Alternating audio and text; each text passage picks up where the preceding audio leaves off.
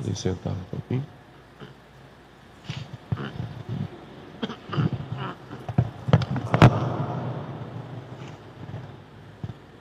Reverendíssimo Padre Eduardo, queridos irmãos,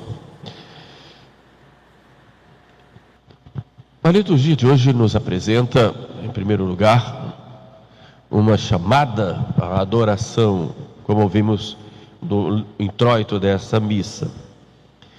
E o ato de adoração que nós podemos, no dia a dia, praticar, é lógico que a adoração é um ato interior, é algo interno, eu adoro, mas que exige também de nós atitudes externas que expressem o que há dentro de nós. O ato diário é a oração. A oração que é uma elevação, como diz Santo Agostinho, do nosso pensamento a Deus, para adorar, para pedir misericórdia, para agradecer e para pedirmos as graças de que nós necessitamos. A adoração sempre, ou melhor, a oração é sempre um ato de amor e de humildade diante daquele que é nosso Senhor, nosso Deus, mas também está tão próximo de nós, porque se fez homem, sendo assim nosso irmão e nosso amigo.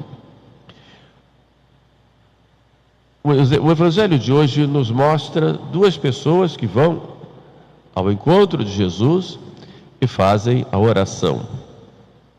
O leproso, com sua impureza, e o centurião, na sua humildade, mas também na sua caridade para com o seu servo. Vejamos em particular esses casos e aprendamos um pouco como deve ser a nossa oração que mantém a nossa vida espiritual.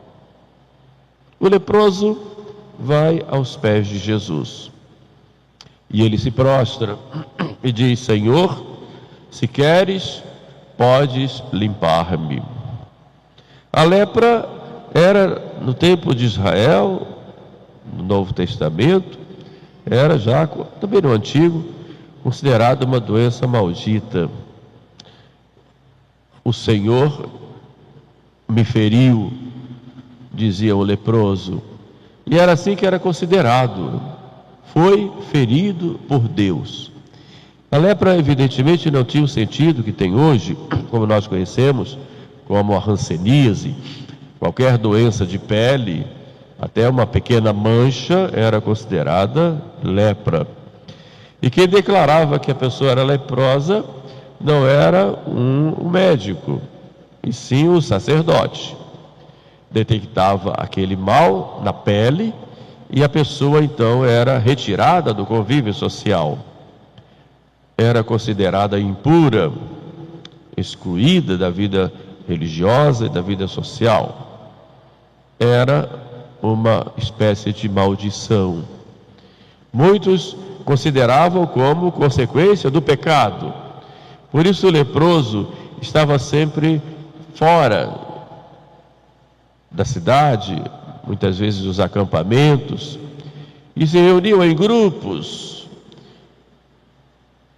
companheiros de seu infortúnio, de suas dores, de suas impurezas, do ponto de vista legal. E é um leproso desse que vai a Jesus. Não se podia tocar no leproso, nem chegar perto, mas ele vai a Jesus e se prostra diante de Jesus, adorando-o e dizendo: Senhor, se queres, podes limpar-me. Essa frase desse leproso é de uma profundidade tão grande que ele nos ensina como deve ser a nossa atitude, pobres pecadores diante de Deus. Senhor, reconhece que Ele é o Senhor, que Ele é Deus, coloca-se na sua posição de submisso. Senhor, Tu és o meu Senhor, eu sou o servo, estou aqui embaixo como servo para servir. Reconhece. Nós também precisamos reconhecer Deus como nosso Senhor. E se ele é um senhor, eu sou um servo. Estou aqui para fazer a sua vontade, para que ele diga para mim: faz isso, eu faço. Não faça aquilo, eu não faço. Para que a minha vontade seja a expressão da vontade dele. Assim é o servo. E aquele leproso diz: Senhor. Mas ele vai além. Se queres, mostra aí a vontade do Senhor está acima da minha. Não é do jeito que eu quero, não é segundo os meus projetos, os meus planos, mas segundo o plano de Deus. Quantas vezes vamos rezar colocando os nossos planos acima dos planos de Deus? Mas o próprio Cristo nos ensina a rezar, e lá no Pai Nosso ele diz: seja feita a vossa vontade, não a minha. Eu não sei o que peço, como disse Jesus, não sabeis o que pedis, quando nós pedimos mal. Então, como nós não sabemos pedir, vamos na nossa simplicidade também pedir, mas colocar na condição: seja feita, Senhor, a vossa vontade e não a minha. Se queres, Senhor, eu sei que queres o meu bem, mas eu não sei se isso que eu estou pedindo é aquilo que é o meu bem. Por isso, se queres, Senhor, podes limpar-me. O leproso mostra aí a sua grande fé no poder de Deus, mas também fé no seu amor, e confia: eu sei que tu podes, eu sei do teu poder, eu sei também do teu amor, e eu me submeto com confiança. Se queres, podes limpar-me. Como eu faço a minha oração? Quando eu preciso das coisas, e sempre preciso, e vou a Deus, como eu rezo? Coloco os meus planos dentro dos planos de Deus. Procuro levar a minha vida segundo o projeto dele para mim. Podes limpar-me. E Jesus responde na ternura do seu coração: eu quero ser limpo. E tocar no leproso não se podia, mas Jesus toca, e com a sua pureza purifica aquele homem. É a resposta do coração terno de Jesus. Assim também nós, tantas vezes somos impuros pelas nossas maldades, pelas nossas desordens, pelos nossos pecados, e quando vamos a Jesus: Senhor, cura-me, Senhor, limpa-me. Tu podes, e eu sei que tu queres, porque tu mesmo disseste, Senhor: vinde a mim todos vós que estáis cansados e fatigados, eu vos aliviarei. Eu sei que tu queres, então eu vou com confiança e me prostro com humildade diante dele e peço: cura-me, Senhor. Cura essa ferida, tira, Senhor, de mim esse pecado, purifica-me, Senhor. E o Senhor me purifica, porque Ele sempre responde com ternura, sempre acolhe. Nós é que muitas vezes, por causa do nosso orgulho, temos medo, vergonha, displicência, e muitas vezes achamos que nos bastamos a nós mesmos nas nossas soluções. Mas vamos a Ele, vamos com confiança, vamos submissos, vamos com humildade, mas vamos também com o nosso amor. Vamos com o nosso amor. Oração é um ato de amor. É com amor que se vai. Mesmo que seja um amor meio atravancado pelos nossos egoísmos, mas vamos. Olhemos agora a atitude daquele centurião. O centurião, o nome já diz, era um soldado, ou melhor, um militar romano, que tinha sob seu poder 100 soldados. Era uma centúria. E ele ficava ali em Cafarnaum, que era uma cidade ao lado do lago da Galileia, uma cidade muito movimentada, era uma entrada para o interior, vinham pelo lago, e ali tinha muito movimento sobretudo de pessoas com mercadorias, o grande comércio, e Roma tinha colocado ali um destacamento, e colocado aquele centurião. Ele era um homem cuidadoso e bem visto pelos judeus, embora ele fosse pagão. Ele não praticava o judaísmo, a religião, digamos, do Antigo Testamento, mas ele era bem visto, tinha ajudado na construção da sinagoga. Então ele estava ali em Cafarnaum, e ele, ouvindo falar de Jesus, ele vai a Jesus.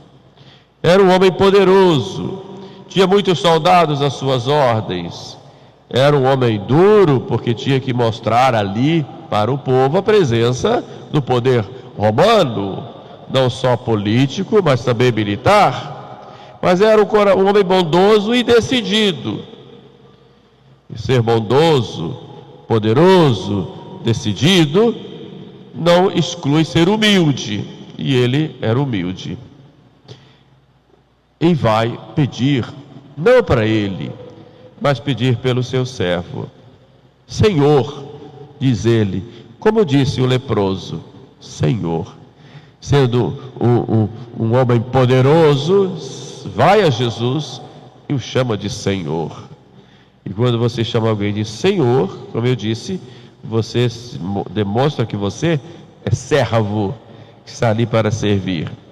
Essa é a primeira condição para irmos ao nosso Senhor, a Jesus. Senhor, o meu servo está em casa paralítico.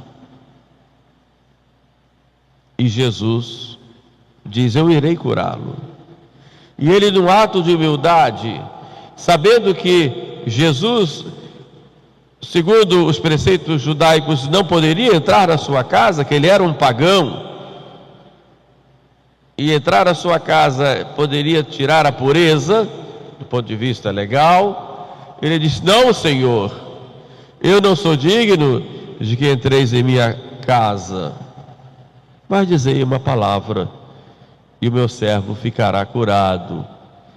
E ele se coloca também, eu também sou o Senhor. Também diga aos meus servos, vai ali, ele vai, vem aqui, ele vem, faz isso, ele faz. Eu também tenho os meus servos, mas eu sei que o Senhor é o Senhor. O Senhor também sobre a paralisia do meu servo, também sobre o mal, sobre a doença. Que confiança! Como nós, olhando aquele centurião, nos envergonhamos, porque ele era um pagão, e o paganismo dos romanos era para adorar vários deuses. Ele vai a Jesus, e nós conhecemos a Jesus, nos encontramos com ele na sua palavra, nós o recebemos na Eucaristia, nós nos prostramos diante da mesa de comunhão tantas e tantas vezes, mas temos, como aquele centurião, essa confiança, temos essa humildade, temos essa bondade, somos capazes de pedir pelos outros, ou somos egoístas nas nossas orações e só pedimos para nós? Eu não sou digno de que entreis em minha casa. Nós também não somos dignos, porque nosso coração, que é a nossa casa interior, está tantas vezes dividido, tantas vezes levado por tantas máximas que o mundo nos oferece, tantos condicionamentos sociais. Mas Jesus, ele é tão bondoso, que ele vai. Mas vejam aí o poder de intercessão, né, daqueles que há em nós. Nós temos um poder nas mãos, que é o poder de interceder. Porque pelo batismo, nós também temos o caráter sacerdotal, não como padre da missa, claro, mas o sacerdócio comum, como diz lá São Pedro, o sacerdócio real, que é o comum dos fiéis, pelo batismo, porque fomos consagrados, e como consagrados nós podemos nos dirigir a Deus como nosso Pai, e pedir, e falar, e agradecer, adorar, interceder, também pelos outros. É claro que essa intercessão vai necessariamente estar unida à Santa Missa, onde há o sacrifício do Calvário que se torna presente, mas vamos interceder, e é um grande dever de caridade nossa, pedirmos uns pelos outros. E a igreja, admirada com a atitude daquele homem, coloca na liturgia suas palavras, que cada vez repetimos: Dominus non sum dignus, Senhor, eu não sou digno de que entreis em minha casa, mas dizei uma só palavra, e minha alma será salva. Confiemos no poder de nosso Senhor, confiemos. Mas, encerrando a nossa reflexão nesta homilia, eu coloco aí as palavras proféticas de Jesus. Primeiro, com relação aos não-judeus, aos gentios, como era o centurião. Depois, com relação ao povo escolhido. Com relação aos gentios, muitos virão do Oriente e do Ocidente e se assentarão no reino. Esse reino dele é ele mesmo, ou a sua igreja, e outros, os filhos do reino, aqueles primeiros escolhidos, serão lançados fora nas trevas exteriores, onde haverá choro e ranger de dentes. A salvação é para todos, todos. Deus quer que todos se salvem. Deus não exclui ninguém. Nós muitas vezes dividimos o mundo entre bons e maus. Deus quer a todos. É evidente que Deus chama a todos. Vinde a mim todos, ide pelo mundo inteiro, pregai o evangelho a toda criatura, todos. Nosso Senhor quer que todos venham para Ele, para o seu reino, de modo que nós não podemos excluir ninguém, nem discriminar ninguém, porque Deus chama a todos, e chama na sua condição, como está, e depois Ele vai com a sua graça transformando, e na medida em que a pessoa vai correspondendo, vai se santificando, vai no seu processo de conversão, mas Ele chama a todos. A salvação é para todos. Mas há, por outro lado, um perigo de nós que já estamos como membros do seu reino, como membros da sua igreja, há um perigo de nós nos acomodarmos na nossa vida de fé, de acharmos que está tudo muito bem e transformarmos a nossa vida religiosa em apenas atitudes formais, em apenas regras exteriores. Vou à missa, me confesso de vez em quando, comungo, pago meu dízimo, estou muito bem. Mas nós sabemos que o processo de conversão ele é contínuo, é no dia a dia, e há um perigo de nós nos acomodarmos na nossa vida espiritual, acharmos que estamos bem e que está tudo ótimo. Além disso, olhamos para o lado e criticamos aqui e ali, como se os outros estivessem já perdidos. Nós não, eu não. Há esse perigo.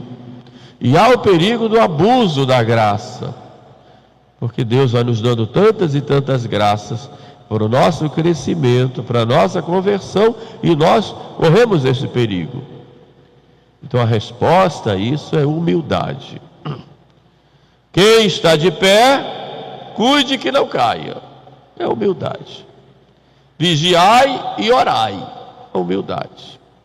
Então, por isso, nossa atitude deve ser de vigilância e de cuidado, e sobretudo, repito, de muita humildade, sabendo que Deus nosso Senhor quer a nossa salvação, a nossa santificação, quer a nossa colaboração nessa grande obra do seu amor, mas precisamos ter humildade, sabendo que nós somos frágeis e que podemos cair. E quando caímos, devemos nos levantar, olhar para frente, olhar para nosso Senhor com humildade. Senhor, eu não sou digno, mas o teu amor me salva, teu amor me transforma, não por mérito meu, mas pelos teus méritos. Vamos ter confiança nele, porque por esse amor que ele tem a nós, ele derramou o seu sangue até a última gota na cruz. Olhemos agora para Nossa Senhora, nossa mãe, com confiança, sabendo que ela cuida de nós e participa dessa grande obra de nossa salvação, e peçamos a Nossa Senhora a graça de muita humildade e a graça da perseverança até o fim.